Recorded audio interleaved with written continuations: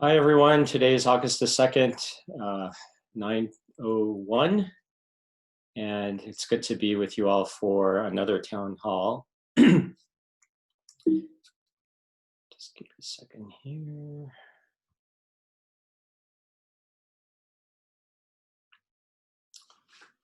As always, I want to thank the Lupus Foundation of America, Georgia chapter, and especially Terry Iman for all their help and support in organizing this, and also for the support from Representative Kim Schofield and Chris Reed and everyone else on the Georgia Council on Lupus Education and Awareness, as well as my collaborators and staff at the Georgians Organized Against Lupus Research Cohort at Emory and Grady. Okay, well, another week, and you can see the numbers. U.S. is continue to climb, but look how large the numbers are in Brazil, and how quickly they seem to be catching up along with other parts of the world. And here, this week, you can continue to see some of the hotspots. US continues to light up. All of South America seems to be lit up for quite some time. I know South Africa is going through quite a lot. Russia had flared up a bit and they've calmed down. I'm sorry, Australia has flared up a bit and it's calmed down. One thing to note actually is that Italy, remember how bad Italy was? And they've really controlled their epidemic now. They have less than 200 new cases a day. So you don't really see, Italy lighting up so much, or you hear much about it in the news.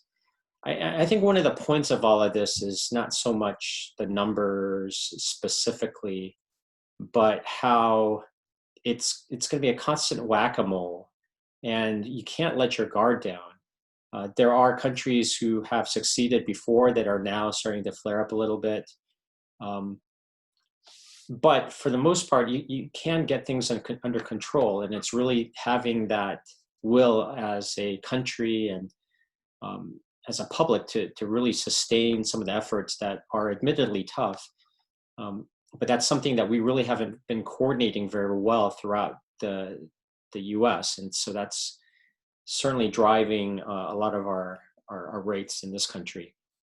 So we can learn a lot from the rest of the world in terms of what works and the constant vigilance that's required. But if you lack that approach, you get areas of hotspots that are very uneven, and that really drives the rest of the risk for everyone else, actually. The fact that there are cases in the West and the Southeast, people are inevitably going to travel, and so there's always a source for cases to move around, and that really is true for the entire world.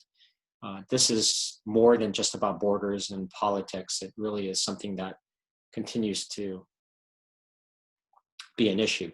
So this is this week's hotspot from the New York Times map, and not really much has changed from the week before. 2/3 of the states have experienced rising cases over the past week, and Florida, along with California and Texas, continue to lead the surge. 32 states and the District of Columbia have some form of mask mandate, and Florida continues to be the epicenter of the US epidemic and has yet to issue a mask mandate. But despite all of that, some good news is that people in general are doing better, and that's good news. And so this is a report here, and you can see within each group, so let's take adults here on the left, that from April, June, and July, the rate of mask use in public has gone up.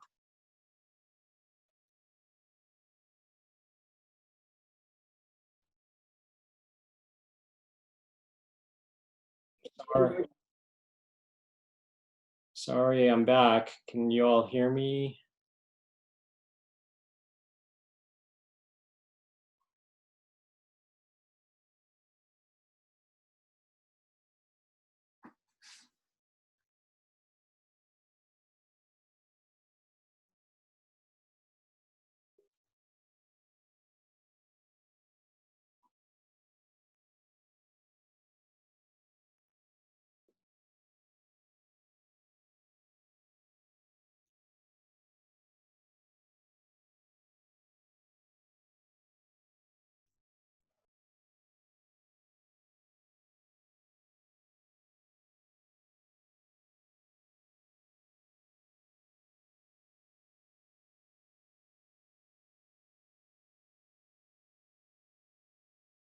I think I'm back. I'm really sorry. Can people confirm that they are back and hearing me?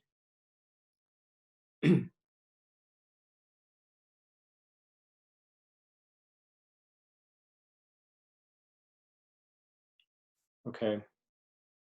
Just going to give one more minute for people to get re-engaged. I'm really sorry about the technical difficulties.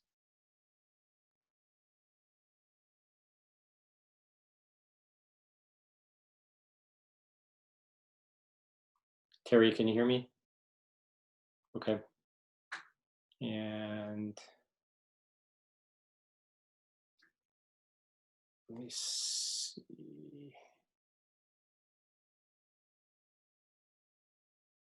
And can you see my screen, Terry? Okay. Let me get back. I'm sorry for the technical difficulties. I'm surprised it hasn't occurred more frequently, but I'll just backtrack for a second. I think the point of these hotspots and worldwide and nationally is that it's, as we said in the past, that it's going to be constant whack-a-mole, and it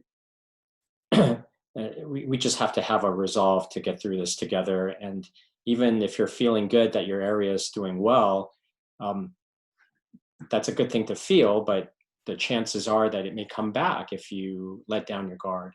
And this is a slide that I was showing in terms of improvement in terms of public mask wearing, regardless of politics, and in areas that are not necessarily mandating it. So I think we as a public, and the message has gone out that regardless of what politics is dictating, people are being more protective, although we can certainly improve. Now, last week, we looked at new cases up at the top here, and it seemed like it was flattening a bit. Deaths are going to lag, and so it's no surprise that deaths were continuing to rise last week. This week, it really does look like the overall cases throughout the US has been flattening and maybe slightly coming down. Now, before we get too confident, again, look at it in the context of the entire pandemic. We're at such a high number already, so we need to continue to keep our guard in place. And the death rate continues to rise, which is not a surprise, as that's going to lag. Other national news, Moderna, which is one of the US companies that's developing one of the vaccines, was hacked by people connected to the Chinese government, and there's going to be a lot of these types of events to steal data. The FDA is considering emergency use authorization status for the plasma that has antibodies from people that recovered from COVID-19 as a potential treatment, and I'm sure many of you have heard about that.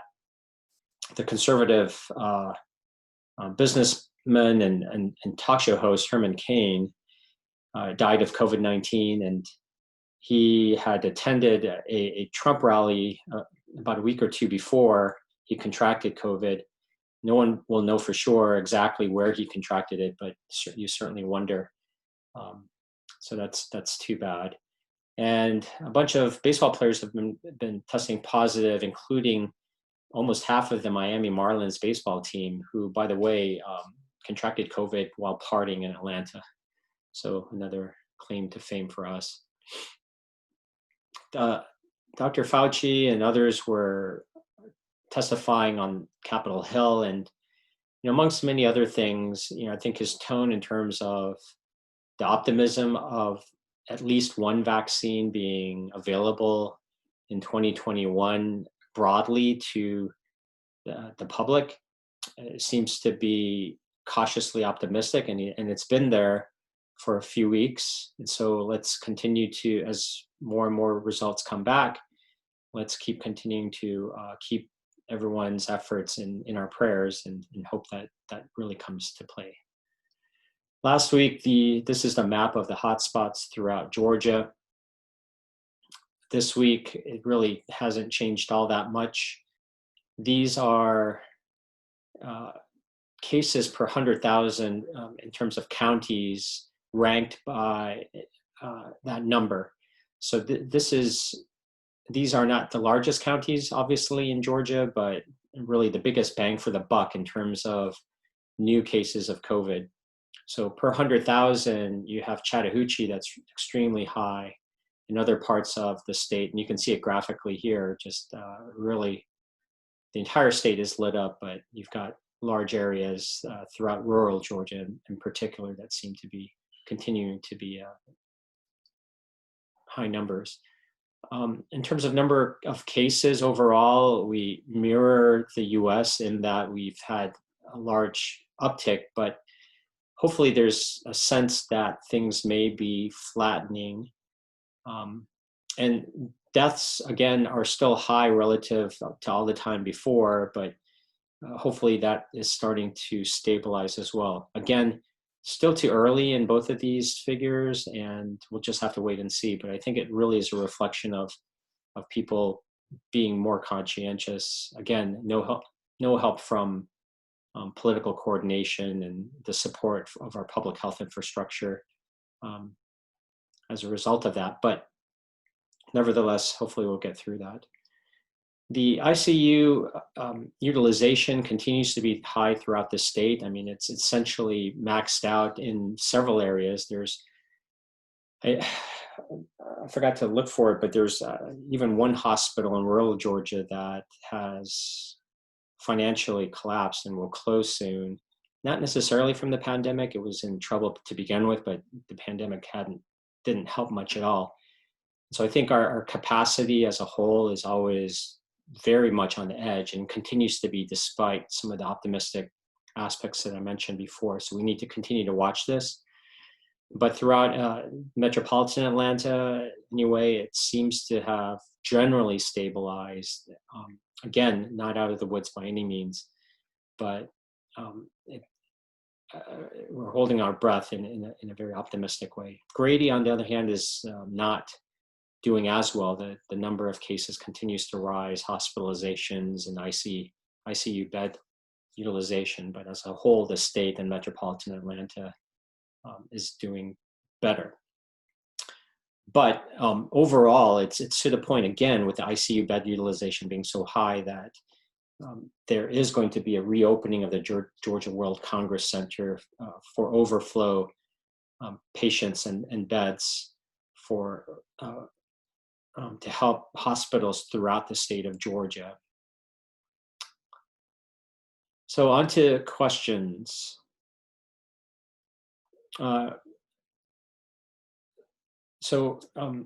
Someone's daughter is getting married in September. So first of all, congratulations. It's good to hear good news like this in the midst of constant news about bad things related to the pandemic. So the maid of honor and guests have lupus and other autoimmune diseases, they'll be requiring masks and taking extreme caution, recognizing that masks are not effective when eating and drinking. So the advice is you have all the pieces in place from what I can tell. I think you're acknowledging that a large social gathering is high risk. You may try to mitigate that by, in addition to distancing, if the weather is good enough. I mean, outdoors is better than indoors. Anytime you take off the mask, eating and drinking is going to be a particular point of vulnerability. And that actually is a big issue for us in the hospital. We're suited up very well, and a lot of people are well educated, obviously, being in a hospital. But the doctors, nurses, and other staff in the hospital, the Achilles heel is when we eat. And we've had to constantly remind our staff that it's tough throughout the day to do the work that many do. And then when you take a break and you're eating, you want to be social. And we can understand that, but we've had to remind people over and over again that that is going to be a particular vulnerability, and it will be at this wedding as well. So keep that in mind. I don't know how people feel about a face mask, and that's something that we're wearing more and more. Actually, we're required in our health system to wear that in a patient encounter, and that's something that may provide additional shield that allows you the freedom to eat. It's not as good without the mask underneath the face shield, but it could be something to at least prevent people when they cough or sneeze or speak very loudly for having some of the droplets go directly outward. But I know this is all very strange when you're talking about a celebration like a wedding, but I wish you all the best. Many doctors are doing virtual appointments. Is it okay to wait until next year when I can go for my annual visit if I don't have pains or any new symptoms? I just don't know. I don't know your situation very well. There are times when we can't stretch things out. But if there is a virtual appointment that's available, that would be a good opportunity to take that and discuss this. That um, if your preference is to try to skip a in-person physical visit for a year, that's something that you should really discuss with your healthcare team directly, whether it be a message, a phone call. But I do encourage you to do the virtual appointments, if anything, to touch base and communicate along these lines. Uh, because a year is a really long time, and you may feel good, but especially in monitoring toxicity from medications, it's much better, obviously, to catch that well before you're feeling anything, because by then it may be more severe than it needed to be. And that, of course, holds the same for lupus and its issues. So please communicate. It may be a possibility. And kind of along the same lines, this question, many doctors' offices are no longer offering virtual appointments, and tests such as MRIs and echocardiograms are now being scheduled. They say they're following the CDC guidelines, but with COVID increasing, should lupus patients continue to stay isolated and reschedule appointments for a later date? Is there anything I can say to convince them to see me virtually for an appointment? Can I use the governor's extension for medically fragile as a legitimate reason? Yeah, I don't think you need any documentation from anything if you yourself have a personal concern. Um, Certainly, we can't force practices to do anything in particular, and they are within their rights to do physical appointments.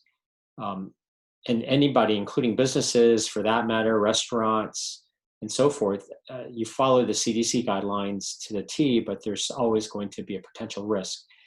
So, my advice is to really communicate with the office and, um, make your case as to your concerns. I think any physician out there would know about potential concerns from people that have an autoimmune disease, that have a concern. The virtual appointments in general are starting to be reduced in a lot of practices. And some of that is because of the fact that in-person visits are just the most ideal. Virtual visits are good to a certain extent. And the financial aspects are catching up with a lot of health systems and practices, and the reimbursements for an in-person visits in some situations are so much better that really the incentive is to start seeing people in person, and that's really what's driving this. So I would definitely try to reach out. I mean, I know people will have the capacity to do it. I think it's a choice of a practice to convert along these lines. I'm surprised that some practices are totally going in person. I think that's a bit extreme. But hopefully you can work with the team and figure out a way that you can offer to do a virtual visit with the good faith attempt on both sides to go towards an in-person visit within a reasonable period of time. But it's only been a few months into the pandemic. I would think that most people would understand that. But I'm sorry you're going through that struggle, and I think this is really a new era of medical practice and integrating telemedicine that everybody's trying to figure out and doing so differently. And that's the other thing. There are other doctors' offices that do it differently, and so I don't know who you see, and I'm not necessarily pushing you to go somewhere else, but that's the good thing about the diversity of the health system that we have. If someone's not doing it the way that you want, you can certainly try to look around if you have that luxury. I tested positive for the COVID-19 on July 7th, and I want to know if you can get it again. And that is one of the questions that takes time to answer. We don't know about immunity and how long it lasts. It's a much more involved, intricate problem than it sounds. You would think that we can get a sense at this point, after so many people being infected, whether we know if someone can get reinfected. But it's starting to emerge, and what I did remember hearing is that there is no documentation of somebody who's gotten infected and then getting reinfected. But that doesn't mean that people can't get reinfected. And if it works like any other coronavirus, the immunity will probably wane at some point. It could be a short period of time, it could be a long period of time. But we just don't know. And so the early signal is that we're not seeing tons of really obvious clear-cut cases of people being reinfected. So that's good. And clearly people do have some immunity afterwards, but I would not take that to the bank if I were infected and say that, I'm immune and just go around.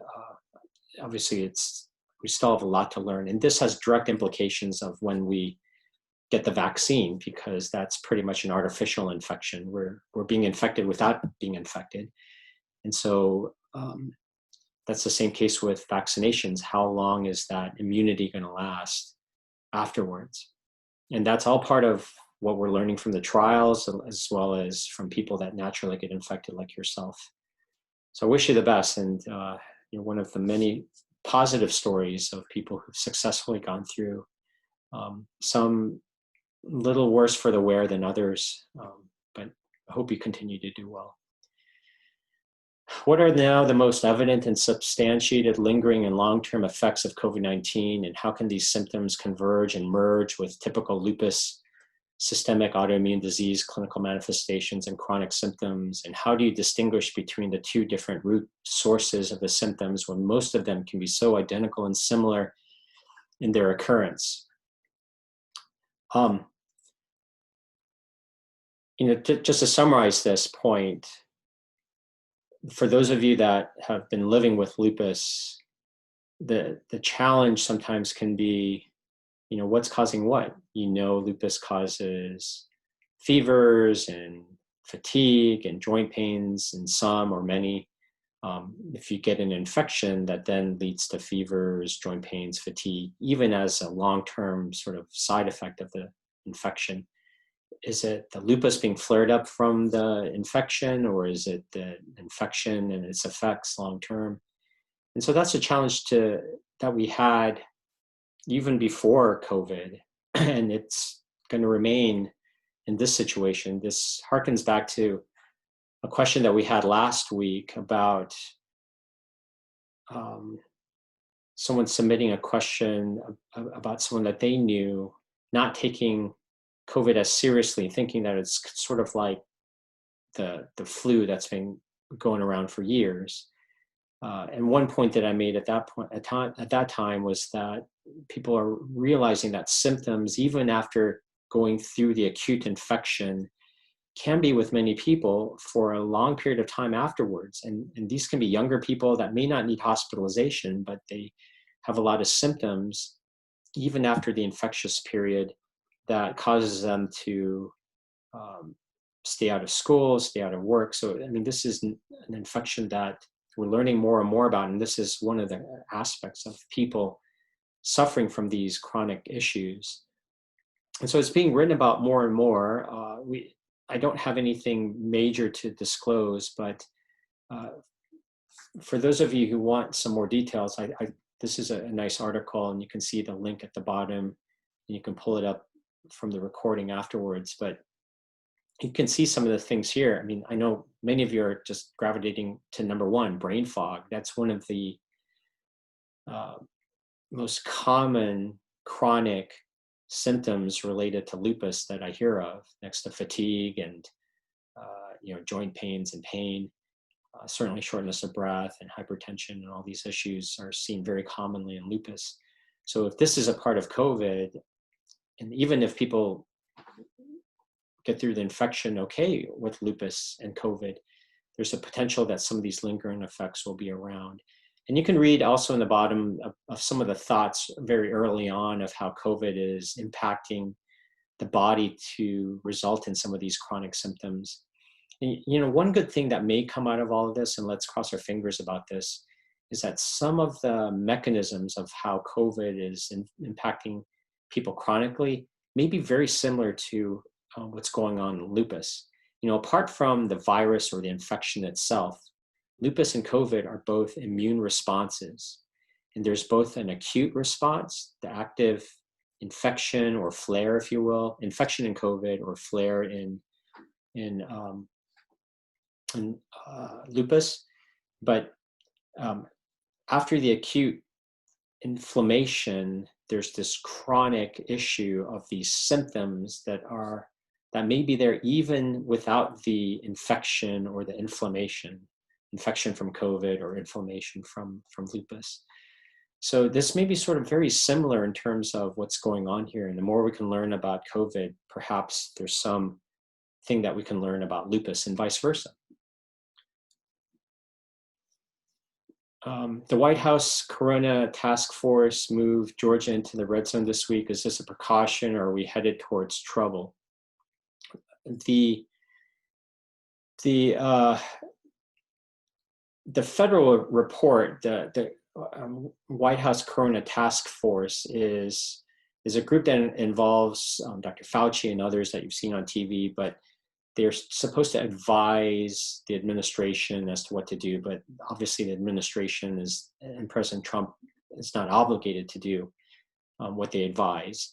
And so the press got a hold of this report that's been going to the Trump administration that they basically have not really been adhering to.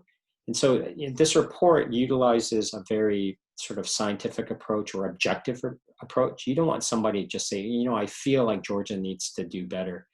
You know, they've come up with a way to look at various aspects of how COVID is impacting certain states and populations. They're looking at it in the sense of new numbers of infections, the positivity rates, how many tests there are, how many people are passing away, and transmissibility or infectious factors. And so they have a scorecard, and they have red zones for areas that are not doing as well. And so states that have large numbers of these red zones, and Georgia is obviously one of them here, they're using that as a scorecard to advise the administration to be more aggressive in terms of public health measures, including mandating masks and, you know, scaling back in terms of some of the businesses that open. So that's really what the whole red zone is, and the scorecard.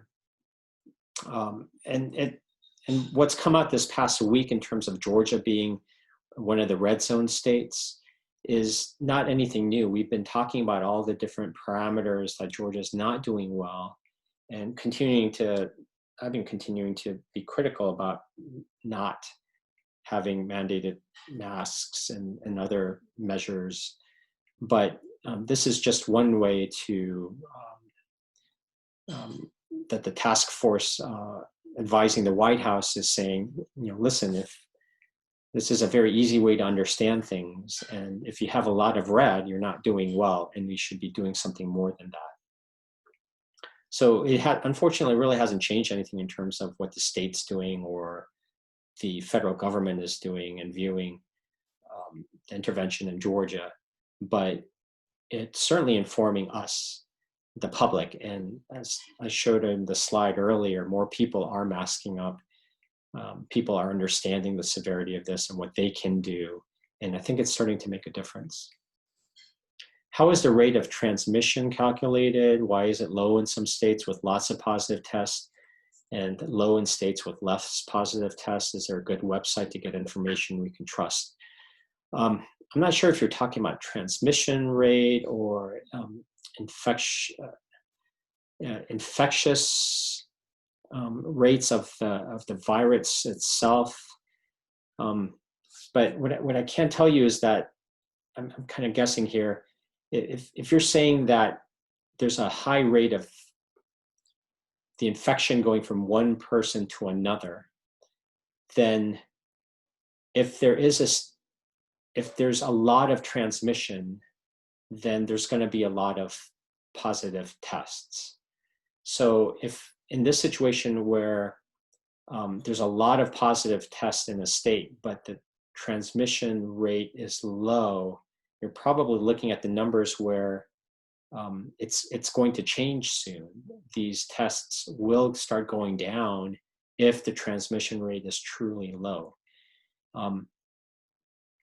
And eventually it will hopefully become in this category where, because the transmission rate is low, you'll eventually get less positive cases. So, one good source is a site that I've been referencing. It says COVID Now, a website, and you can go to any state and you can drill down to any county within the state, but it gives you very straightforward, simple metrics and explanations for them. And they really explain how they got their numbers and the methods they use if you want to really drill down to that detail. And they seem to be a very reliable source of information that they collate from other reliable sources. So here you can get a sense of the daily new cases that are coming in, the infection rate, and so the positive test rate, the ICU space that's being used, and how many cases are being contact traced. So speaking of infection rate or transmission rate, which I think that question was talking about, and this is what Georgia is. And here you can see the definition. On average, each person in Georgia with COVID is infecting 1.06 other people. And that's better than it was before in March, which is great.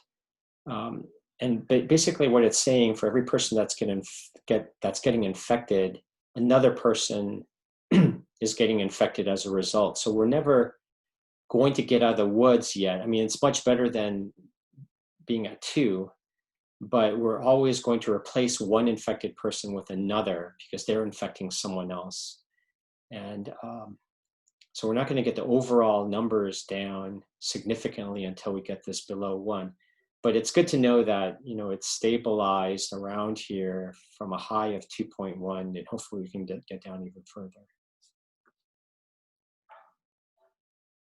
So I think that's it for the questions this week. I want to continue to remind you to keep checking the resources that Terry collates and puts together. Also, it links to the national site. You guys always want trusted sources, and the LFA and Terry and the state chapter is one of them. So continue to go and check out their sites. Continue to please send us more information about what's important to you. Not only questions, but advice as to how it would benefit you in terms of this time. And I hope you guys enjoy the last few weeks of this summer before the school starts up and the weather gets colder and we go into a new phase of all of this. But hopefully there's light at the end of the tunnel, and I know there's going to be light at the end of the tunnel. I actually can see a little bit. It's just a matter of time. So let's all be patient and help each other out. Terry, thanks for putting the link up, the links, and have a safe week, everyone. As long as you find this useful, I'll see you next week.